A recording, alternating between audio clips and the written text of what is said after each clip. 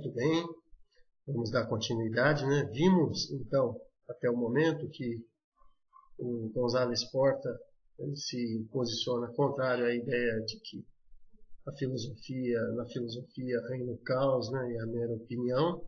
Ele informa, né, como nós podemos perceber, que o que caracteriza a filosofia é o problema. E ele nos esclareceu, né, que ela não é um mero contar de histórias, uma descrição, enfim, não. Eu levanto um problema, logo a seguir eu crio teses para, digamos, tentar responder a esses problemas. Essas teses se fundamentam em proposições, em definições, enfim. E na medida que eu faço uso dessas ferramentas, eu começo a fazer filosofia, né? Bem, agora nós vamos apresentar um outro excerto para vocês que nós consideramos também importante. Bem, se a filosofia é isso, problemas, e a partir de problemas eu estabeleço teses, proposições, definições, enfim, o que caracteriza o devir filosófico? Ou seja, a filosofia ao longo do seu processo de criação, né? E sua constante mudança, enfim. O autor nos apresenta esse excerto para esclarecer essa pergunta. Ele diz o seguinte, olha só, o devir filosófico contém uma certa continuidade, um certo sentido, algo assim como uma sedimentação conceitual. O pensamento anterior nunca é simplesmente negado ou esquecido. Ele é sempre, né, superado e integrado no posterior. O devir não suprime, mas supõe o anterior e constrói sobre sua base suas diversas formas, né? Suas formas diversas, né? Bem, que nós selecionamos esse excerto? Veja, na ciência, se nós temos a teoria heliocêntrica, na medida em que ela surge, ela de imediato coloca como ultrapassada a teoria geocêntrica, ou seja, antes acreditava-se que o universo girava ao redor da Terra. Na medida em que se criou uma nova teoria devidamente fundamentada cientificamente de que na verdade a Terra gira ao redor do Sol, essa teoria foi por água abaixo.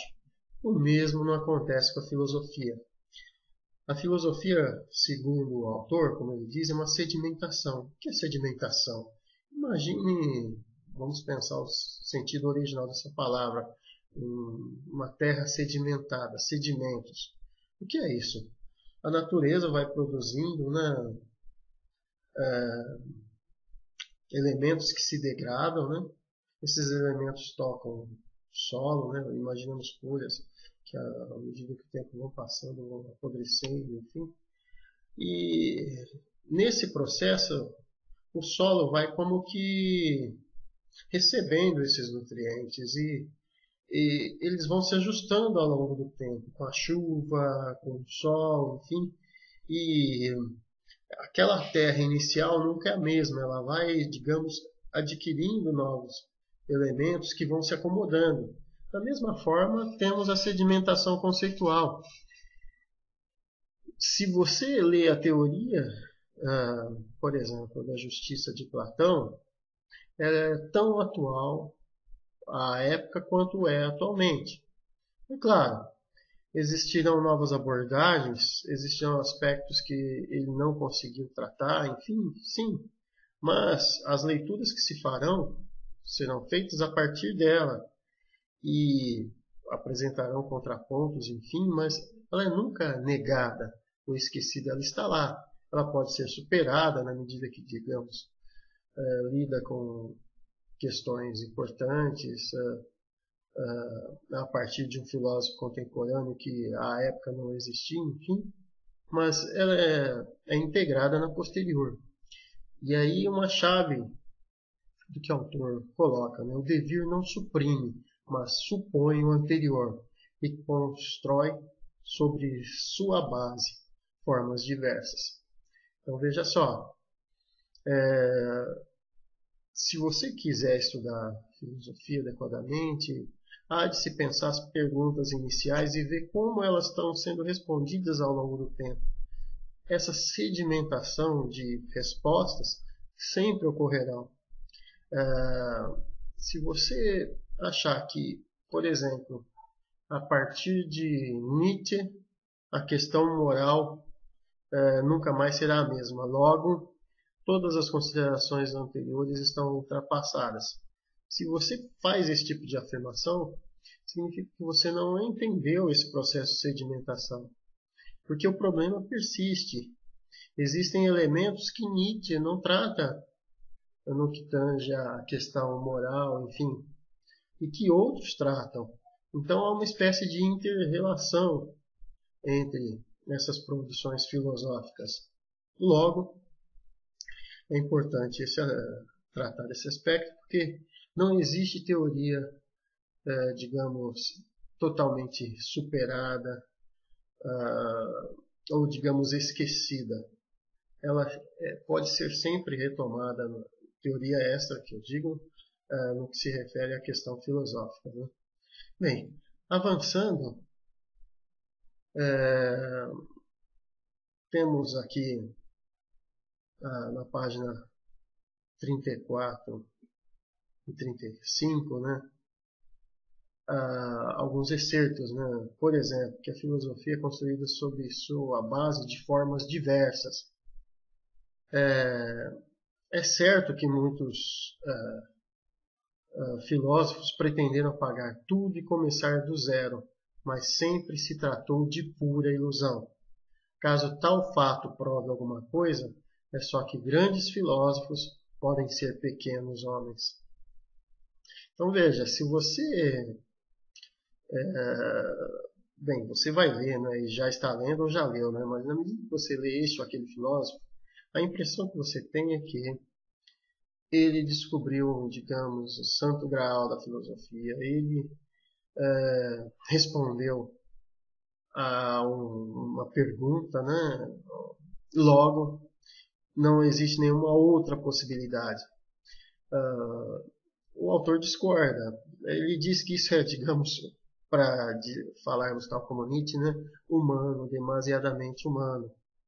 Embora Nietzsche também faça uso dessa ideia, né? De que ele talvez tenha dado a resposta final. Mas não é possível apagar do zero.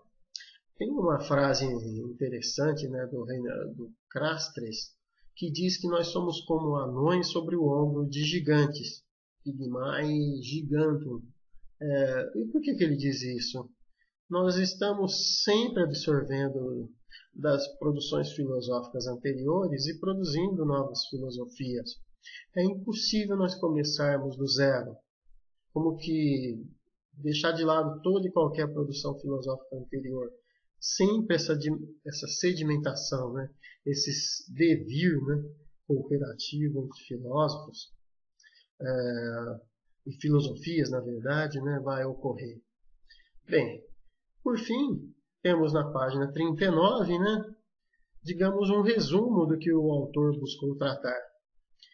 E ele apresenta para a gente o seguinte: sempre que nós formos lidar com qualquer autor da filosofia, nós temos que responder, ou melhor, fazermos 3 perguntas. A primeira, qual é o problema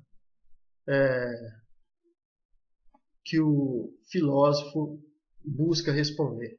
E já que o problema se formula em uma pergunta, qual é, pois, a pergunta do filósofo?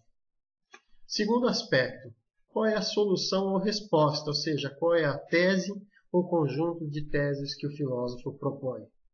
E por fim, né, quais são os argumentos e fundamentos que o filósofo usa para apresentar suas respostas? Ou seja, por que ele escolhe uma resposta e não outra?